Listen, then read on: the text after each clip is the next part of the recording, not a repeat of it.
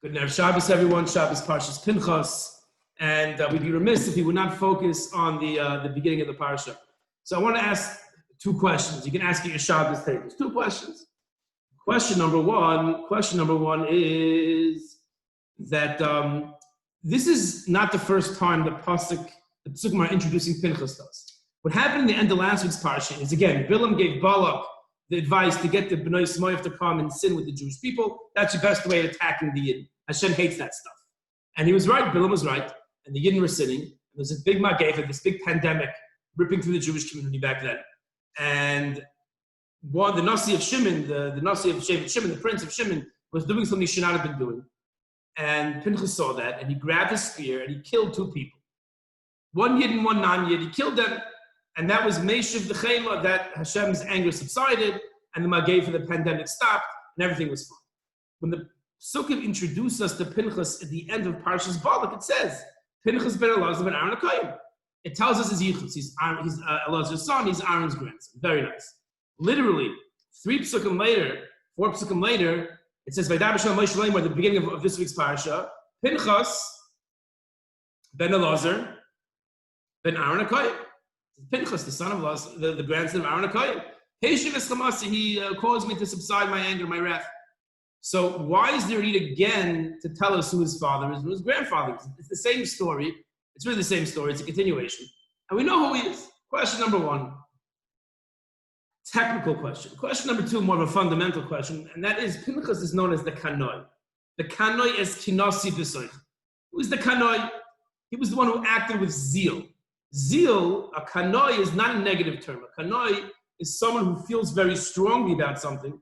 He's passionate about something, which is what makes the world go round. The greatest people to ever live are people who are passionate. One who's not passionate is not going to do anything. So zeal, a Kanoi, is someone who is passionate about something. Pinchas was passionate about HaKadosh Baruch Hu, about Hashem's honor. And he acted accordingly. But how could you tell? So here HaKadosh Baruch Hu is testifying for us, so to speak. But how could you tell if a person is a Kanoi like Pinchas, which is an unbelievable midah? It's a great midah to have. How can you tell when a person is a Kanoi? Well, when a person is just an angry guy, people have anger management issues, right? And people are violent by nature. There are such people.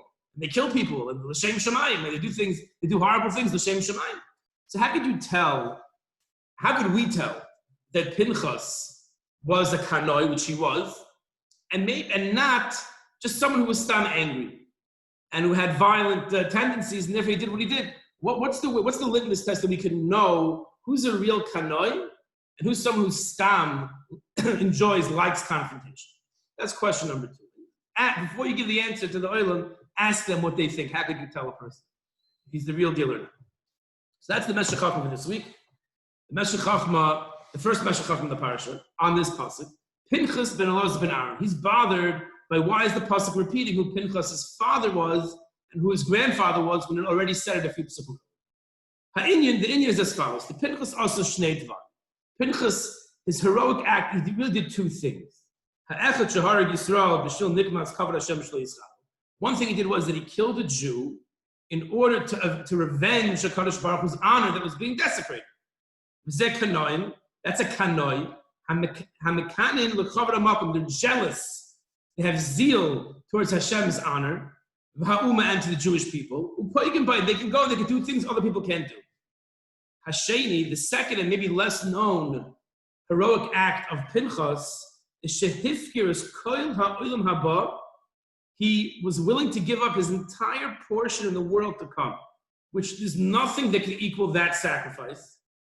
The Kinei L'Toivasan Shel Yisrael. And he wanted to benefit Klal Yisrael. Like the Gemara says in Sanhedrin, that's really fleshed out by the Yerushalmi in Sanhedrin. The Yamri Pinchas Vayefalel, Pasuk in Tehillim says, Pinchas got up and he was Mefalel, lashon of tefillah, of prayer. He did wonder things with the HaKadosh Baruch Hu. The Gemara explains how Pinchas started handling the HaKadosh Baruch Hu. What, you're going to kill 24,000 because of this? He started bargaining and dealing and being a businessman and trying to get the Magei for the pandemic to stop. So the Yerushalmi says, the Gemara says in the Bavli, The Malachim were not happy. They want the Yidden deserve to die. Get this guy out of here. Why is he bothering us? In the Yerushalmi, it says, Bikshul not doisa. A very significant difference. The Yerushalmi says that the Malachim, the angels, wanted to put him in Nidui, wanted to excommunicate Pinchas because his taina, what he wanted, was so outlandish and so inappropriate. They wanted to put him in Nidui. He would lose, Kloimar, Kimat Ibn Eschalka Ba'elam Haba. He's about to lose his chelik. His defense for Klal Yisrael almost cost him his chelik in Olam Haba. So says the Meshech Chochma. So we find that first chuna, that first feature we find by Elazar, that when Aaron HaKohen died, and then the Ananei HaKavod left, there was a bit of a civil war. And Shevet Levi went and they fought against the other Shvatim, and many people on both sides were killed. Like the Gemara says in Yuma, the Nasi Nisi HaLevi, Elazar ben Aaron, the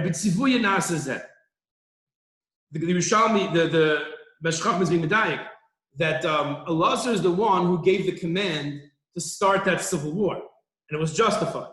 So Elazar, his father, Pinchas' father, had that midah of kanos, that there was an affront to Hashem's honor. We have to step in and sometimes, even in this case, even kill family in order to make sure Hashem's honor is upheld. Now, this obviously is not relevant today. This would never happen today. There's never any head to kill anyone. You can't do it. Save a life, but you can't do it. But back then, definitely it was applicable. And theoretically speaking today also, but not practically in any shape or form.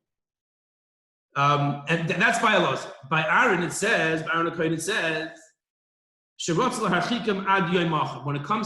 to the Egel HaZahav, Aaron HaKohen got involved and kind of said, yeah, let's do this. His intention was to push it off to the next day. That's what Aaron HaKohen wanted to do. But he actually went in with the Oivdei of Avodah, with the idolaters. He went with idolatrous people. He went on their side in order to delay things, that Moshe Rabbeinu should come back. And that by doing that, he's risking his ruchnis. He's risking his Olam Haba. But for the Te'elis of Klal Yisrael, to save Klal Yisrael, he was willing to risk his Olam Haba. So that's why the Pasuk says the Meshech Chochma is Meyaches Pinchas to Elazar and to Aaron. That we see in his genetic makeup, he had that kanaos from his father Elazar to kill when HaKadosh Baruch Hu's honor required that. And he had, at the same time, he had that Mesiras Nefesh quality of Aaron HaKohen, that he was willing to give up his entire Olam Haba for the sake of Klal Yisrael. That was Pinchas, and that's why the Pasuk repeats, Ben Elazar ben Aaron HaKohen. That's what the Meshech Chochma says. Now, I think this also, this is already my understanding, taking the Meshech Chochma a step further. I think this also can explain to us how we can spot the kanoi from stam, a violent person. And that is that Pinchas was an Oyev Yisrael. He was an Oyev Yisrael, but he killed another Jew with a spear. How could you call him an Oyev Yisrael? The fact that he was willing to risk himself, his Olam Haba, to save the Yidden who did Averas. So that shows us that his kanas, if he's a violent person, they deserve to die. If he's a midas hadinnik, he goes with the strict judgment and death. So then they didn't Avera Klal, so he should die. Elamai, we see the same person can take a spear and kill someone, and at the same time argue that people who were duped into doing an Avera, on some level it was out of their control. I mean, it was in their control, but they got duped into it. He's going to daven for them, that Hashem should forgive them, at the expense of his own Olam Haba. If you see those two together, you know the person's a kanoi. He's an emes kanoi. If a person is angry, he's mean to people, doesn't talk nicely, he's a rough person, and he's a kanoi, it's okay. He's not a kanoi. That's his personality. But if you see a gentle, sweet person, and you see he acts in a certain way in certain times, then you see that person is a true kanoi. There was a Yid in Melbourne, his name was Yisrael Herzog, he's according to Bracha, Izzy Herzog, who I discussed, lived on my block. He was nifter, actually. He was nifter on Chav Gimel Thomas. His Yortzat's coming up, and I can tell you that it was 8 years ago because he was nifter the same day Shui was born. So there are ambulances. Shui was born in Homagan, Samaisa, but there are ambulances at these two houses on this block twice in that day, if I'm not mistaken. One was for Izzy and one was for Shui being born. So we only overlapped for like less than a year. But when I was at being Menachem Avil, someone else who was very involved in the Kollel in Melbourne in the beginning, And this person said, he remembers that, and Izzy Herzog was the nicest guy. He's the nicest, very calm, very complacent. He wasn't like, he was a very soft person. And this person was recounting at one of the board meetings, the Koil in Melbourne, the Lakewood Koil there, that they were in financial difficulties. And like all the chevra sitting on the table. And this Izzy Herzog got up and he slammed his fist on the table and he says, "This is what I can give. Now what can you give? And what could you give?" And he went around the whole table asking each person what they can give and making them say an amount in front of everyone else. Now that's a chutzpah, right? That is a chutzpah. That is an azus. That's a kanos. But Izzy Herzog was the type of person who was so mellow otherwise. It was so against his personality to do that. So that is a true kanoi. That's a person who was a Baal Chesed, a kanoi, a Pinchas dik Baal Chesed.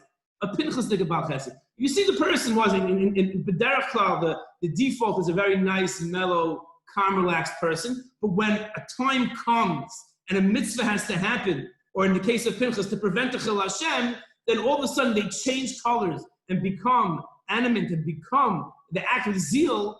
That is a true kanoi. So we should be all zoiched, that we should all be kanoi. We should all feel strongly about what goes on, about Yiddishkeit, about our Avodas Hashem. But we should make sure that our kanos is the kanos of Pinchas, and we can relate more to the kanos of Izzy Herzog, whose Yortzeit actually is coming up in a little while, and not chas v'shalom, stam violent tendencies. Our bracha should be, we should be able to balance ourselves and live life the way it should be lived. Have a wonderful Shabbos.